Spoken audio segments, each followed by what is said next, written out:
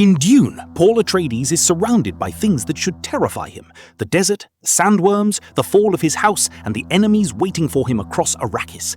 None of those things haunt him as deeply as the future. Long before people call him Muad'Dib, Paul is already living with images he cannot fully understand. A girl appears in his dreams before he ever knows her name. Bloodshed comes to him before the war has begun. He sees flashes of a path opening in front of him, even as every part of him wants to step away from it. That is what makes his story so unsettling. Paul is not simply walking toward power. He is pushed there by grief, fear, survival, and by a world that has already shaped a prophecy around him. The more he tries to understand what he is seeing, the more the future begins to feel less like a warning and more like a trap. Across Dune and Dune Part 2, Denis Villeneuve turns Paul's visions into something heavier than a supernatural gift. They become a private burden. Paul can sense the violence ahead. He can feel the worship gathering around him. He knows that the name people are waiting to give him may cost him the person he used to be. And slowly, the horror of Paul's journey becomes clear. Seeing the future does not save him from it. It only forces him to watch himself move closer to the thing he fears most. At the beginning of Dune, Paul Atreides is still the young heir of House Atreides, raised inside a world of duty, politics, and expectation. When his father, Duke Leto, is given control of Arrakis, it seems like a great honor. But Arrakis is never really a gift. It is a trap. The planet holds spice, the most valuable substance in the universe, so control of Arrakis means control of power itself. When House Atreides arrives, they are not stepping into a new beginning. They are walking into a trap already waiting to close around them. The Harkonnens return with violence. The Emperor moves from behind the curtain. And almost overnight, Paul loses the life he thought he was meant to inherit. His father is killed. His house is destroyed. His name, once protected by power, becomes something dangerous to carry. Paul escapes into the desert with his mother, Jessica, and from that moment, the world around him begins to change. The visions that once came like strange dreams start to feel closer. The girl he saw in fragments is real. The Fremen are real. And the prophecy whispered around him is no longer a distant myth. Among the Fremen, Paul is not simply treated as a boy who survived. Some begin to see him as a sign of something promised long before he arrived. And in Dune Part 2, that belief follows him everywhere. Paul learns their language, their rituals, and their way of surviving Arrakis. He fights beside them. He earns their trust. He falls in love with Chani, who sees him more clearly than almost anyone else, not as a messiah, but as a person still unsure of what he is becoming. For a while, Paul resists the role waiting for him. He knows the prophecy is dangerous. He has seen what faith in his name could lead to. But the war keeps closing in. The Harkonnens tighten their grip. Jessica pushes deeper into the religious beliefs surrounding him. And the more the Fremen suffer, the harder it becomes for Paul to remain only an outsider to their hope. Eventually, Paul drinks the water of life, and the visions that once came in fragments become something far more complete. After that, he sees more, understands more, and begins to step into the image the Fremen have been waiting for. By the end of Dune Part 2, Paul defeats the Harkonnens, challenges the Emperor, and claims the throne with the faith of the Fremen behind him. But the victory leaves behind a darker feeling. The great houses refuse him, the Fremen prepare to fight in his name, and Chani, the one person who loved Paul before the legend fully closed around him, walks away. So when the second film ends, Paul has survived, he has won, but the path that saved him has also carried him much closer to the future he once feared. By the end of the recap, Paul has lost almost everything that once gave his life a shape. His home, his father, his house, and the future he thought he was born to inherit. But what makes his story disturbing is not only what is taken from him, it is what begins to replace it. A future inside his own mind that he cannot control, a prophecy he did not create, a role that people around him need to believe in, and eventually, a choice Paul makes because that role works. From this point on, survival itself becomes dangerous for Paul. The desert does not simply threaten his life, it gives him the tools to keep living, while slowly turning him toward the future he fears. To understand that transformation, we have to begin with the most private part of Paul's burden, the future inside his own mind. The first thing that begins to replace Paul's old life is the future inside his own mind. Paul's visions do not give him control, they damage him before he understands what they mean. He sees Chani before he knows her. He sees death before it happens. He sees flashes of war, worship, and blood before he understands how all of it connects to him. And that is where Paul's pain begins. He is not only afraid of what might happen to him, he is afraid of what might happen because of him. Most people fear death. Paul begins to fear survival. Because every step that keeps him alive may also move him closer to the future he has already seen. People killing in his name, faith turning him into a symbol, and belief becoming powerful enough to justify violence. That is why his hesitation matters. When Paul looks afraid, it is not weakness. It is the last healthy part of him trying to resist what everyone else is beginning to welcome. The Fremen see hope. Jessica sees protection. His enemies see a threat. But Paul sees the cost. He understands that if people believe in him too deeply, his name can become larger than his will. His image can travel further than his control. And once violence begins in his name, it may not matter how much of it he personally wanted. He will still be the center of it. This is why going south in Dune Part 2 feels so heavy. Paul knows the south is where the things inside his mind begin to become real. If he goes south, he moves closer to victory, but he also moves closer to the version of himself he has been trying to avoid. And after the water of life, the fear changes. Paul sees more clearly, but that clarity does not heal him. It hardens him. The tragedy of his visions is simple. They do not save Paul from the future. They prepare him for it. The second thing that begins to replace Paul's old life is a story he did not create. Paul does not step into an empty desert. He steps into a story already built for him. The Bene Gesserit have spent generations planting myths they can use when power or survival demands it. By the time Paul reaches the Fremen, the prophecy is already there, waiting for a body to wear it. It gives people a way to read Paul before they truly know him. The Fremen begin to interpret his survival, his courage, and even the accidents around him through the prophecy. Slowly, Paul is not seen only as a wounded boy who has lost his father and his house. He is seen as someone who might fulfill a promise. And Paul is still human when this begins. He is grieving. He is afraid. He is trying to stay alive. But the people around him begin placing something much larger on his shoulders. They do not only see what he is, they see what they need him to be. To the Fremen, that need makes sense. After generations of violence and exploitation, hope becomes necessary. They need a sign that their suffering can lead somewhere. And Paul arrives with the right mystery around him at the right moment, with the right pieces of the story already attached to his name. So the prophecy feels less like a lie and more like relief. The belief that traps Paul is also the belief that gives others strength. For the Fremen, Paul can become hope. For Paul, that same hope becomes pressure. Jessica understands this faster than anyone.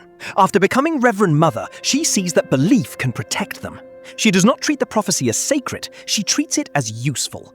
She pushes the myth forward because she knows faith can move people faster than reason. One of the sharpest pains in Paul's story is that his mother protects him by helping build the role that consumes him. Every time Jessica strengthens the myth, Paul becomes safer in one way and more trapped in another.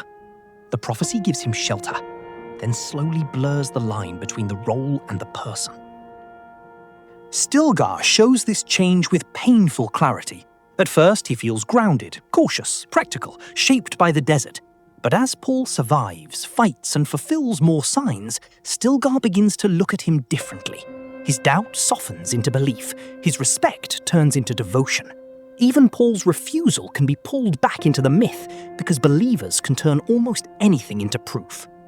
Paul cannot simply step outside the story because the story keeps absorbing his actions.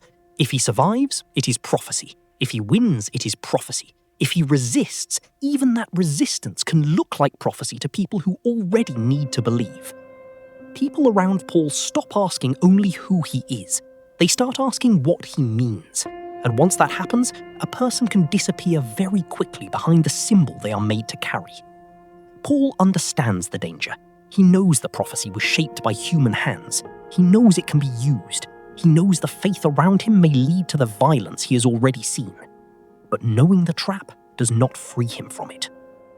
The Fremen's need for hope, Jessica's need for survival, the pressure of war, the memory of his father, and the visions in Paul's own mind all begin to push him in the same direction. The role becomes heavier because it is not coming from one place, it is coming from everywhere. By the time Paul stands near the center of Fremen belief, they are not simply following a young man anymore. They are beginning to follow an idea. The prophecy traps Paul by turning him into an answer, and the more people need that answer, the less space remains for Paul himself. The real moral break comes later, when Paul realizes that the same myth trapping him can also win him the war. Paul becomes frightening when the myth around him turns from a cage into a weapon. Until this point, the prophecy has mostly worked on Paul from the outside. Other people believe it. Jessica strengthens it. The Fremen begin to look at him through it. But in Dune Part 2, Paul realizes something worse than being trapped by the myth. He realizes the myth works. It gives him command before he has earned it in the usual way. It gives his words a religious weight. It turns a wounded young man into someone people are ready to follow, not only because of what he does, but because of what they believe he means. This is where Paul's tragedy becomes morally darker. He understands the danger. The prophecy is not pure. It has been shaped, planted, and used. He has already seen what belief in his name could become. War, fanaticism, people killing for a future they think he represents. And still, he uses it. In the Southern Gathering, Paul does not simply persuade the Fremen. He steps into the role they are waiting to recognize. He speaks with the certainty they need from a Messiah. He gives their suffering a direction, their anger a target, and their faith a human shape. This is not Paul being blindly swallowed by destiny. This is Paul learning how to act through it. The scene is disturbing because Paul is not asking to be seen as Paul anymore. He speaks as Muad'Dib, because Muad'Dib has power Paul alone does not. The name can command a room. The name can move warriors. The name can turn private grief into public violence. The painful part is that his choice makes sense. His father is dead. His house is gone. His enemies will not stop. Every peaceful path seems to collapse in front of him. Paul does not choose power from comfort. He chooses it from pressure. But pressure does not erase responsibility. We can understand why Paul uses the myth, but we still have to see what the choice costs him. Every time he speaks through the prophecy becomes more real. Every time he accepts the power of Muad'Dib, Paul Atreides becomes harder to recover. He is not becoming evil in a simple way. He is becoming effective. And that may be worse. Because the film is not showing us a man who suddenly loses his soul in one obvious moment. It shows a person slowly accepting that the thing he feared most can also save him, avenge him, and give him control over the people trying to destroy him. Power does not break Paul by tempting him with pleasure. It breaks him by becoming useful. By the end of Dune Part 2, Paul wins because he steps closer to the future he once wanted to avoid. He defeats his enemies, but he does it through a version of himself that will be harder to put down afterward. The tragedy is not that Paul always wanted to become a god. The tragedy is that he discovers how useful it is when people believe he is one. And the more useful that belief becomes, the harder it is for Chani to find Paul inside it. Chani does not need Paul to be a messiah. Around Paul, belief keeps growing. The more others need the myth, the more Chani feels it taking him away. It takes the man she knew and places him behind a role that keeps growing larger. With Chani, Paul could still be frightened, uncertain, and human. He could still be someone who wanted to survive without being worshipped. That is the version of Paul she holds onto, and that is the version she begins to lose. Her pain does not come from misunderstanding Paul. It comes from seeing, earlier than others, that a person is being buried inside the myth. As Paul moves closer to Muad'Dib, the distance between them grows. The crowd hears destiny in his voice. Chani hears calculation. The Fremen see fulfillment. Chani sees Paul learning how to stand inside the story and make it useful. By the end of Dune Part 2, Paul has almost everything the outside world would call victory, but Chani's reaction refuses to let that victory feel clean. She does not look at him like a hero finally standing where he belongs. She looks at him like someone who has crossed into a version of himself she cannot follow. The choice of Irulan makes the break personal, but the damage is bigger than romance. Chani is not only hurt because Paul chooses another woman, she is hurt because he chooses the machinery of power over the person he once was with her. That choice confirms what she has been fearing. The role is no longer something Paul is only using to survive. It has started deciding what he is willing to sacrifice, and now love is part of the cost. So when Chani walks away, it is not just heartbreak, it is the one response left to someone who refuses to bless what Paul has become. Others may follow Muad'Dib, fear him or kneel before him. Chani walks away because staying would mean accepting the story that has swallowed Paul. Paul gains almost everything the world recognizes as victory, but he loses the person who kept looking for him beneath the legend. By the time Chani walks into the desert alone, Paul has not simply become powerful. He has become someone Chani can no longer follow without betraying what she once saw in him. By the end of Dune Part 2, Paul has won. He defeats his enemies, claims the throne, and becomes the figure the Fremen were waiting for. But the victory feels cold, because it does not free him from the future he feared. It proves he has entered it. The boy who once feared a holy war now stands at the center of one. The boy who resisted being worshipped now carries a name people are ready to kill for. That is the tragedy of Paul Atreides. He does not become dangerous because he never had a soul. He becomes dangerous because every step that breaks him also makes sense. And by the time Chani walks away, the horror is clear. Paul has not escaped the nightmare. He has become the path that leads into it. If you think Paul was still a hero by the end of Dune Part 2, or if he had already become the future he feared, let me know in the comments.